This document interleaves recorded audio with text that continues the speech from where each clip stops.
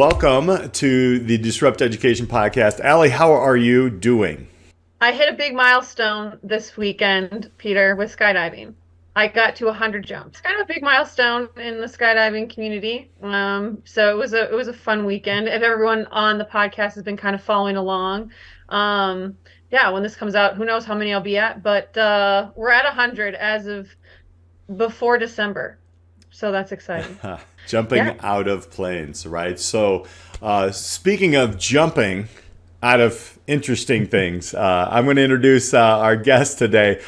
We have the distinguished Martin Atkins, who is now the music industry coordinator at Millikin University. But Martin, you have a past, my friend, and I'd love for you to share it with our listeners. But first off, thank you so much for joining us here today. Well, thanks for having me. I always love talking about education. Awesome. So let's go back. Can you give more of an introduction to who you are for those who are sleeping under a rock and not really understanding music at all? I can do it pretty quickly. Started playing drums when I was 9. I'm 63 now. Joined my first band when I was 11. Started drinking Newcastle Brown when I was 12. Backing strippers when I was 13. I joined a band with Johnny Rotten from the Sex Pistols when I was just 19, I think, or maybe 20. That was Public Image Ltd. In time to play on an album which was just receiving 43 years later some pretty decent accolades, called the Metal Box. 3 12-inch singles in a metal box. Nice. Did 5 albums with PIL from 79 to 85. Jumped into a band called Killing Joke. Started to manage them as well as being a drummer and co-producer, co-writer. Worked with Ministry on something called the Cage Tour in 1990. Started a band called Pigface, which has about 650 members at this point. That would include Flea from the Chili Peppers, Danny Carey from Tool, Randy Blythe from Lamb of God, Trent Reznor from Nine Inch Nails. I worked with Nine Inch Nails on the Head Like a Hole video, and I played on the Grammy Award-winning track Wish. Trent is also in my band Pigface. Had my own record label since '88. I've been teaching for 20 years. I just started a museum a year and a half ago called the Museum of Post-Punk and Industrial Music, in a very Nipsey Hussle kind of way. Instead of going to a bank or asking anybody for permission, I just announced it on Facebook, and we just went over $100,000 in founders' contributions in the last 18 months, and it's just exploded. I was just in the UK, where I got to hang out with Peter Gabriel, Brian Eno, and just I'm having a really great month. It's like a whole lifelong journey of exploration and learning, it sounds like there. I'm really interested in, like what got you into the teaching realm. So it's like, I love your non-traditional route, right? That's totally just blowing the box on disrupting normal education. And so like just starting off this podcast episode seems like, what made you decide to teach, and how has that kind of evolved over the last 20 years? Well, I'd love to say this or that, or strategy this, or goal, but it was a complete accident. So, and that's useful, to tell my students, just to always have your radar on, always say yes to everything. Because I went to, so I had my label, I was putting together these package tours with 5 artists, 2 or 3 buses, and we did promotional postcards with different partners, promotional CDs at that time. We were really kicking ass. And somebody told me about this idea of interns. And I'm like, okay. So I could have people helping me for free. So I went up to Columbia College in Chicago, and I did a presentation like, this is what I do, And somebody said to me, well, when can you start? And I actually said, I can put interns in my car now. I can start now. And they're like, no, when could you start teaching? I'm like, teaching what? What are you talking about? And they're like, well, teaching touring. And I'm like, the craziest thing I could think to say was yes. And at that point, I left school when I was 16. Um, and I share my report card, handwritten in cursive. It's just devastating, really. I was a C plus, D plus, C minus student. And to see disappointing, lacks commitment, could make more effort, written in cursive. Even when I look at this report card, I have my master's degree now, and all of these things I've done. Sometimes when I look at that slide and I still show it to students, it still kind of hurts me. So I said yes to teaching this class. I'm like, all right, when does the class start? Is it like 6 months from now? It starts this Saturday. Okay, fine. And what is it, like an hour? It's 6 hours. Okay, but I'd done spoken word performances, Q&As. I'm shy, but I wasn't frightened of being in front of people. And I worked out, I'm like, look, as long as the last 4 classes I'm going to have to miss because I was going on tour, but the last 4 classes will be combined into a day-long event at the Metro in Chicago, where the students got to smell the road crew and that I got them seats in the balcony. They got to be present for settlement, be involved in the merchandise situation. Then let's go. And I thought that was opportunity, but it wasn't. I mean, it was, but it wasn't.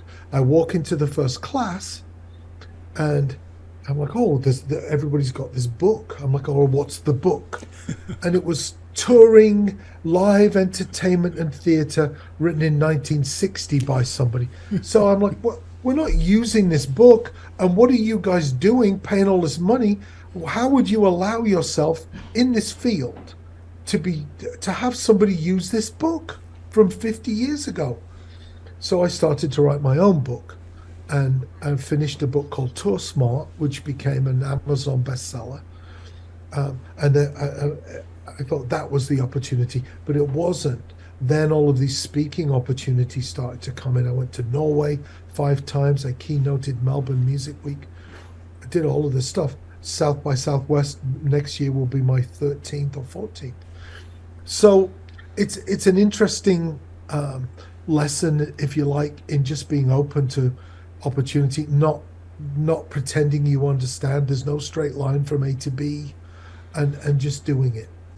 I love being in education, and I think I'm fortunate that I've done so much. I don't mean this to sound the way it's just about to sound. I've done so much stuff. I've been in so many bands at a fairly high level. If one of my experimental classes just goes down the toilet, it's fine. I'll be all right. It's not like somebody's going to rewrite my last 40 years. It'll be like, well, okay, we'll turn it into a learning experience, So it was an accident, but I just love it. I just came from class tonight where we just decided to change a class, a student-run venture, on the fly, because I just felt the students weren't engaged. And they didn't want to tell me, this is crap, and I felt it, and we changed it. There's obviously a lot of tools and methods. I really enjoyed like hearing the entire story of just like, I have a friend who actually works at Columbia. You may have spoken to him. He's been on the podcast, so I'm wondering if it was him. But how did you like? What are the blockers that come at you, or do you just not even care about them and you're just like, you know what, this is the way we're going to do it? I mean, as you're speaking about that, I wish I had a college professor like you. I mean, just to do some things on the fly and to really see and be vulnerable in front of your students.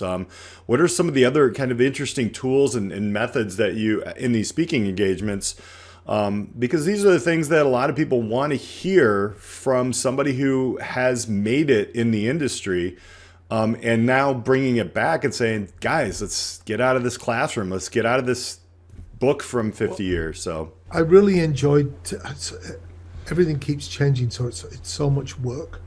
on these presentations, but I enjoyed today, for instance, sharing all of this stuff from my recent trip to England.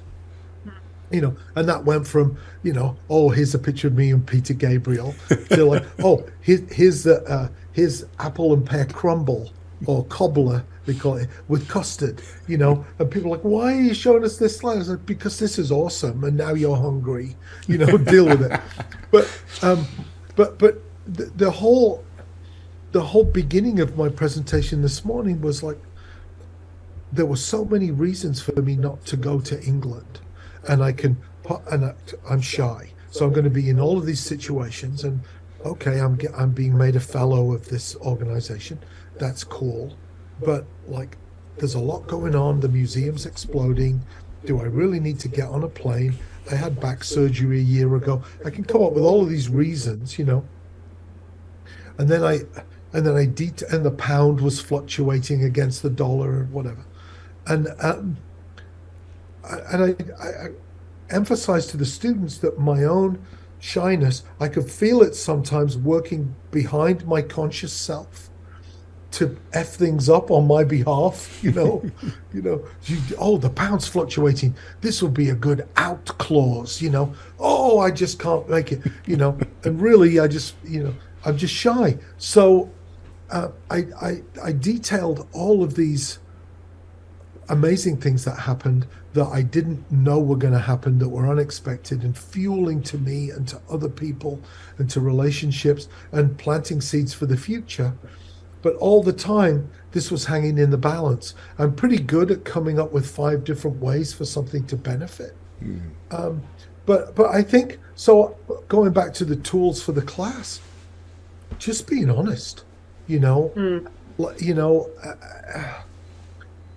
because when I'm honest, I'm enthusiastic, I'm delighted, I'm in the moment, and it's actually helpful to me, and I say that as well. Look, if this one of my slides is GTFOOB, GTHWYDS, and so I just let students. I'm like, we all know what that means, and it sounds like a village in Wales, but it just means great things happen when you do stuff. I don't know what great things are going to happen, but the next part of that is nothing happens when you don't.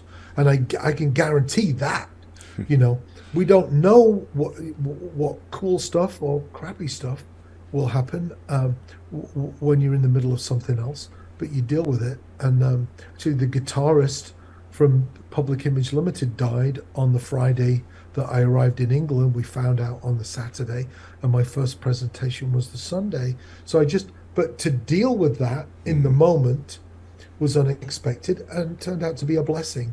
To talk about him for 7 days in a row was a decent way to kind of respectfully give him a send-off, Great. So that's that tool. The other thing is, whenever you do something that's real, you're so far ahead of the game, because I don't have to say, like, nobody cares about grades anyway, and the students that do, I need to help. And that's another discussion from today. Like, you're being too good at being students, and that's so far removed from what you need to be outside of here. And their deadlines were all classes Tuesday, Thursday. I'm like, that's not the deadline. We're trying to sell records as a record label. The deadline was Thursday for Black Friday. Like, like, how do you not see this? So the consequences to real world stuff are real world. The consequences in academia are nonsensical sometimes and arbitrary, made up. Like, ooh, your grade's going to suffer. Well, I don't care if my grade's going to suffer if I'm helping 5 causes that we're benefiting by working with them on selling a CD to raise awareness for them. So anytime you're keeping things real, the problems, you create momentum that overcomes obstacles. When you're just dealing with academic stuff, then all of these other academic problems. It's going to take 3 weeks to do this, and we don't have the correct paperwork. Just get swept aside. We're trying to help homeless and suicide awareness and prevention. Could you get out of the effing way for a minute? And I think the other tool that I would put into this box is choice. So once you understand that the student is a person who can turn off at a moment's notice and disengage, then choice becomes huge. So with this disc that we did, maybe a few months ago now, last semester, there's 14 artists on the disc. All right, so you've got 14 artists you could plug into, but there are 7 causes. So if you can't get behind the Ukrainian Red Cross suicide awareness, actually giving hotel rooms to the homeless at Christmas time, if none of this is meaningful, they would tell me something that is. So you create a palette where one more artist, one more cause. There's room for all of this. I don't have all of these slides set up where it's here's the cause, here's the artist. It's just like, what does everybody think? And then you're way ahead of the game before you start. Wow, there's like so much, all of that. Some of the things that you touched on is this idea of energy and flow and being present in the moment, which can be challenging when you keep yourself inside of a traditional learning box. So I really liked how you touched on, this idea of they're kind of like these made up rules that's like, oh, your grades and they suffer. And this whole series actually started about like going beyond the score and connecting academia to reality. And so it's refreshing to now we started this series back in August and now we're here in December, and to hear it from such a unique lens in terms of you had a wildly non-traditional path and bringing that full circle, right? Like when you talked about your report card being in cursive and, that still brings you have feelings around that. There are students, today who have feelings about grades and they all they know is, right, like I need to be a good student. They don't even have voices in their life like you, Martin, who are like trying to push that aside. I know myself, Peter, and there are other educators who are trying to pave that way, but more young people need to hear, and even those in the system driving this model of traditional education where you get a score and okay, that score has meaning, but it really doesn't mean anything outside of whatever value we impose upon it. Right. So have you seen in your time of education, like with just who you are and what you bring to it, shifts in the areas that you're working in Columbia or other spaces? Like, is this stuff you talk on, or is this stuff you're trying to push back on, or does it really just sit in your classroom space? Well, it's tough. So one of my battles, so I teach music business, and I don't read music, yet I play on a Grammy award-winning song. So, and I'm within a school of music, a traditional school of music, which has a lot of barriers to entry. You could call them, well, you could call those barriers whatever you want, but my goal is to remove them, and like, but the institution is like, well, everybody needs to learn how to read music. I'm like, well, I don't. Jimi Hendrix doesn't. Paul McCartney can't. What exactly is your point? So, but I've learned to not just, well, I have a feeling. No, and I'm on a Grammy-winning song. What's your point? I mean, it's a fight, and I give Millikin a lot of credit for bringing me in, because they didn't bring me in to teach people how to write music by candlelight, and so I will always cut them that slack, and they let me do the tour bus, but it's a fight. And I think that I see in academia the same things I've seen elsewhere. We had a crisis going on at my label at one point, and my label manager went down into the storeroom and starts counting CDs. I'm like, oh, this is his blue blanket. This is his blue. The things are he's going back to his roots of inventory. You know, it's not going to help us, dude. None of this stuff is selling. And so I see that sometimes in academia. Like we need better students, and the best way to get better students is to up the grades on the way in. And I'm like, well, how does that explain me? Right? I'm doing okay for 45 years in the business, and look at my report card once again. And I just tell people, I don't care how you arrive. I've got 4 years to worry about how you leave. And if I can't take that response, if I can't take a me and over 4 years excite them, engage them, challenge them, and get them to a point where they're out and doing the university and themselves proud, then that's on me. And I don't care how anybody arrives, because the problem is when you're in the music business, which is out of the box, creative, entrepreneurial, leap of faith kind of stuff, that you can't measure that with traditional academia on the way in anyway. Question about then, and thank you for that. I think that's so unique. I mean, yeah, we have to up the grades coming in. Well, let's go then to how do they exit? Like, so as they go through, not, we'll just talk about your program. How do you measure that then? And I think that's one of the biggest things. Well, if you don't put a grade on it, then there's nobody knows or whatever. But I'm just curious, is that, there's a lot of gradeless, portfolio builds and all these different things out there. How does Professor Atkins, like when they walk out, how do they know they've increased, or how do you know, how do you both know, how do both parties know that you've learned something?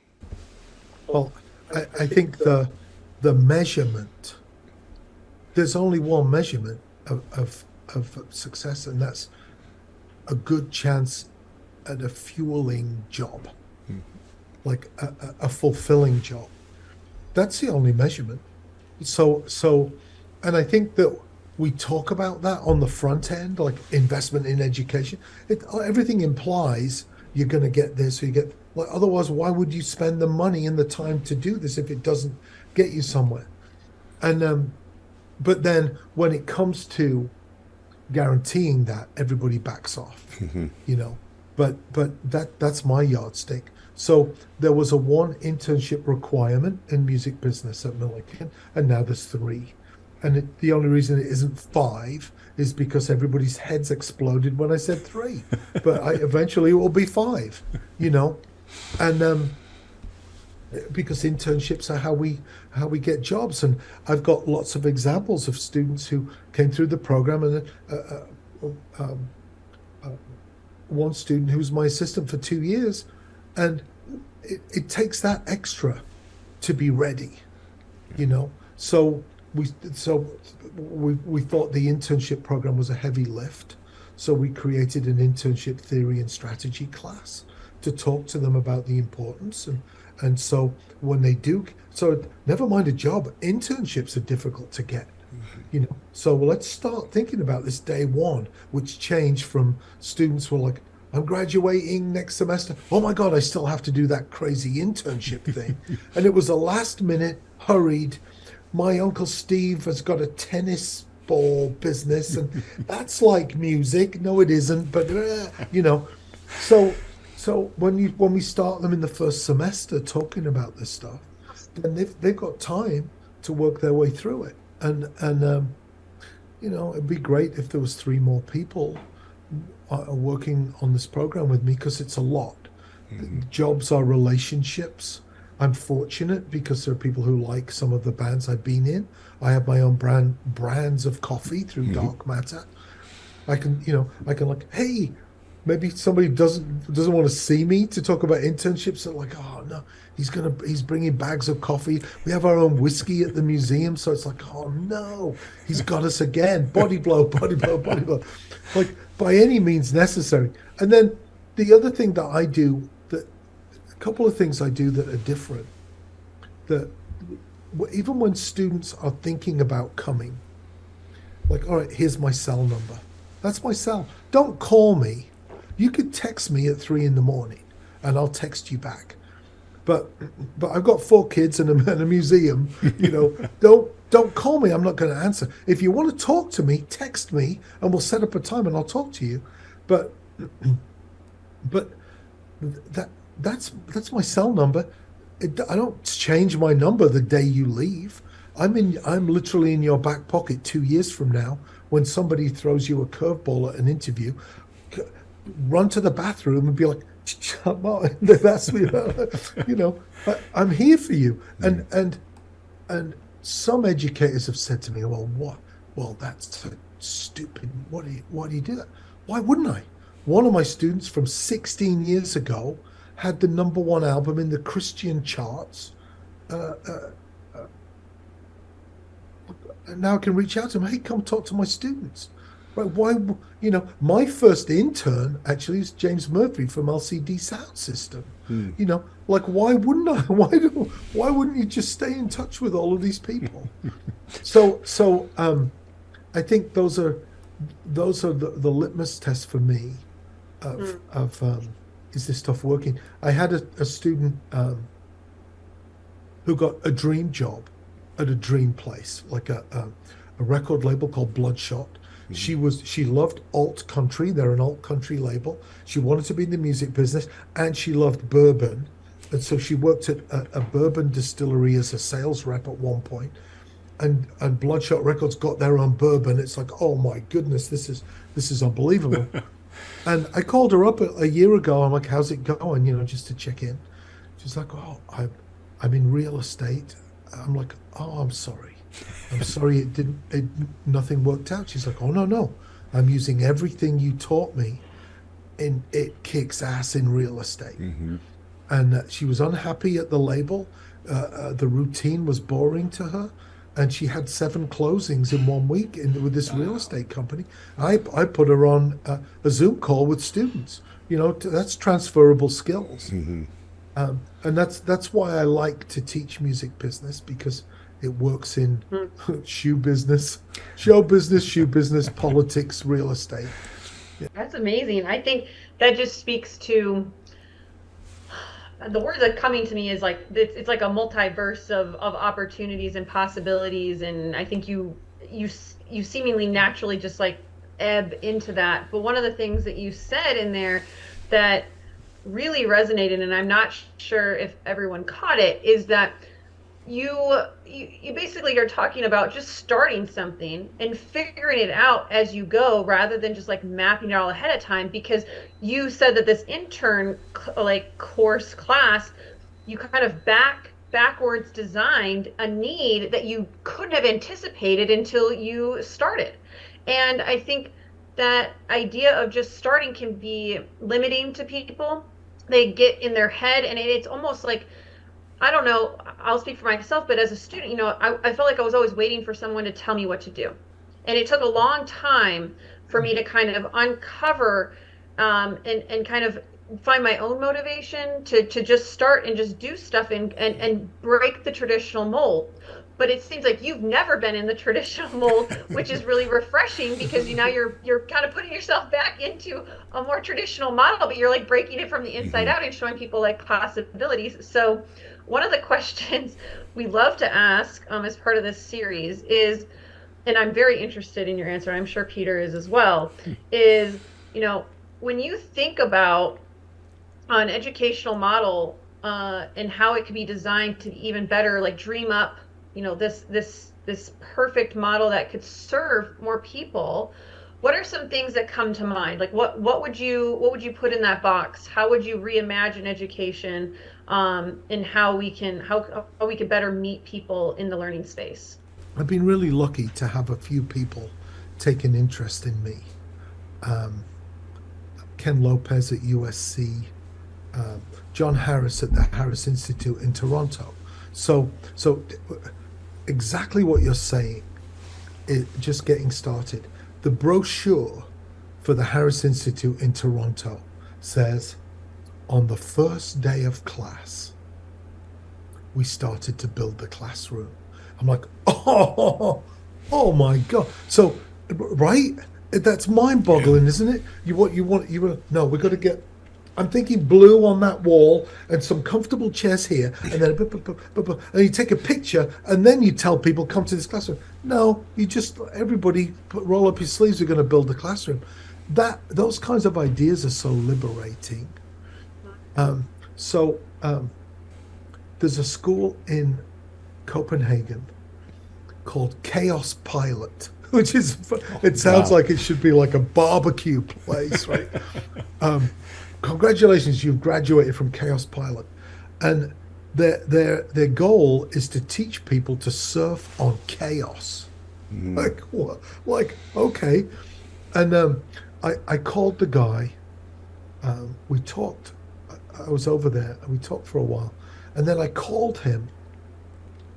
It was this crazy phone call. Hello. I'm like, hello? I'm like, is this Peter? Yes, we're just getting off of the helicopter. I'm like, okay. He's like, yes, we're in Vietnam.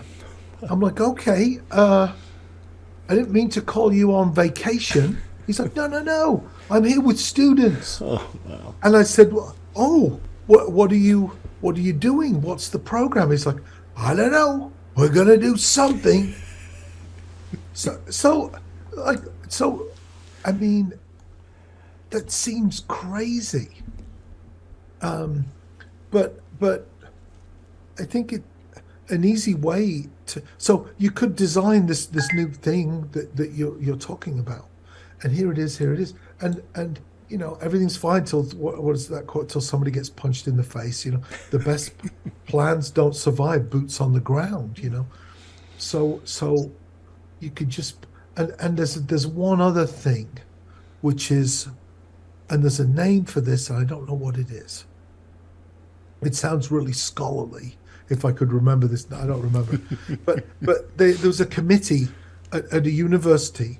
They didn't know across the quadrangle, the grass area. They didn't know where they were going to put the path. Should we have the path go directly from the science building to the music and across from the cafeteria? And they just said, somebody just said, stop. Let's just put the grass in, and in 6 months' time, we'll see where the paths need to be. Boom. Chance of failure, 0. Like, I mean, just so that just finding a different way. So, I mean, choice and flexibility would be huge. And if one of your goals is to show, to guide people through the process of turning on a dime, then, you know, then you kind of build in some get out of jail free cards. Like, well, here we go. Our building's flooded. We chose poorly. We're turning on a dime. Classes will be in this RV for the foreseeable future. You know, there are things you could do that make it harder to fail. And then just go with it. I mean, so we canceled. I have an event called the Midwest Music Expo, and that we were really excited for the second one. And just as the pandemic was hitting, and we sat in this class, we were in a local pizza place, because I like to take classes out into the community. So it's like, you know, I'll buy students pizza or coffee or whatever. And it just seemed like, as exciting as this was, I said, listen, the better we do this, the worse we're going to feel, you know, to magnetize people from all over the country, or at least a 500-mile radius. Like, this doesn't feel like a good idea. I think we need to cancel. And we all agreed that we needed to cancel. And as I was driving home back to Chicago, I'm like, that doesn't feel right either. So we did like, well, what if we do something on this newfangled Zoom thing, and we just, rather than cancel, we did that. We, you know, got our heads around Zoom and tripled attendance. And instead of a 230-mile radius, which the first one was, we have people from 23 countries. And so students learned really before the Christmas of the first pandemic, like, well, it was bad, but it was like, it wasn't all bad. And there was a silver lining. And that was so useful to me, to sit and learn that with the students. So I guess that would be my last important tool of this is like, I'm never afraid to say, well, I've no idea. I really don't know. What does everybody think? I mean, who knows? Even when I do know, it's, somebody could say, well, it's your job. No, it isn't. It isn't my job. And you can Google it and we can find out, I think that's a difference in where teaching is at now versus where it used to be. Mm-hmm. The teachers used to be the sage on the stage, and there's Google. Now is what you do with Google. That's another thing entirely. Yeah. What did I say? Flexibility, kind of a Socratic approach, mm-hmm. Choice, and then also I'm a marketer. So I think I like to market ideas to students. So I have a T-shirt that says "Education is the next punk rock." Yep. Whoa! So it's a crusade, And then sometimes I'll tweet, you didn't fail at school. School failed at you. Mm-hmm. And I think, some students really need to hear. I still need to hear that, mm-hmm. Because it can be stigmatizing. And I thought, oh, I'm ADHD, crazy. And but when you're on the road with a band, that's an asset. Mm-hmm. The inability to stop, ability to juggle 23 things, that's a liability in the classroom with somebody, juggling all this stuff. But on the road, touring is warfare. On the road, that's an asset. So you give people a different viewpoint of what somebody else might consider a disability. That gets your picture next to Richard Branson, evidently, which is your LinkedIn. I love that. That's yeah. Such a it's such a shitty LinkedIn thing that I did. I mean, it's just it's a link to, maybe I'll replace that with me and Peter Gabriel, but Richard Branson managed, he actually actively managed Virgin Records in 1979. Mm-hmm. His office was to the left. His label manager, Simon Draper, was to the right. And we'd sit and talk to him, and he was always around. And I've seen him a few times since, like at the Virgin Hotel randomly in Chicago. I'm like, Sir Richard, and he's always been very nice. I don't think he has a clue who I am, but he's like, oh, Public Image, 1979. Oh, how's it going? He's what a gracious person, and what a fantastic photograph to upset everybody on my LinkedIn. I love it. Is there anything else that you want to throw out there for Disrupting Education before we get some connection information, and definitely want people to know about this museum and how they can help out, and any other ways that they can connect with you? Well, let me just mention the tour bus that we did, mm-hmm. because it was insane. It was just ridiculous.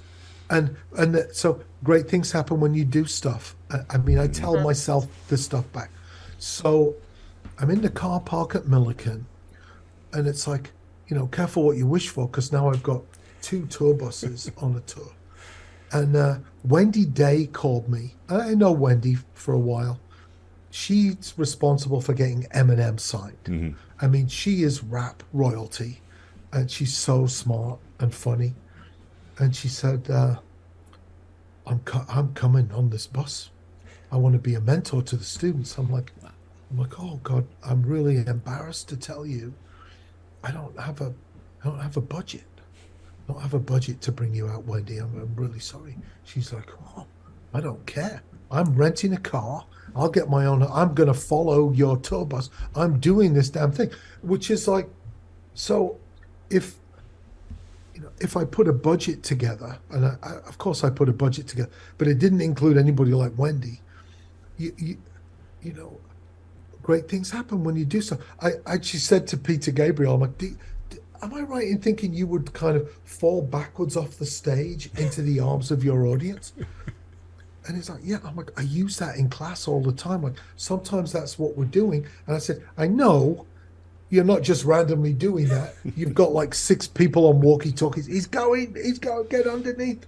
He's on the left-hand side. You've got your crew underneath you. It's theatrically awesome. I said, it's kind of inspirational. I feel like I'm doing that a lot, you know.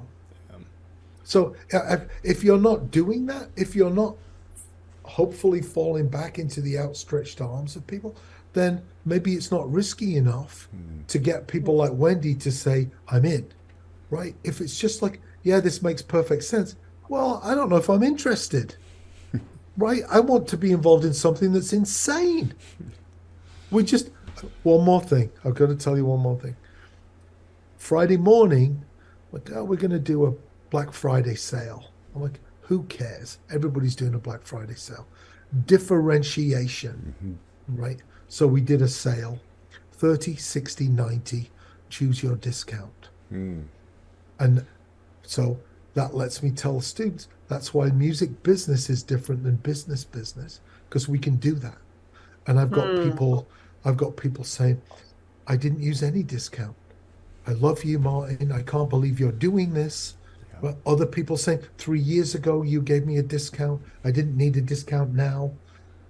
I mean, people can spend their money anywhere they want. And if you give people a reason and you put in, you can't do it if you're a shoe store or a hamburger place or a car dealership.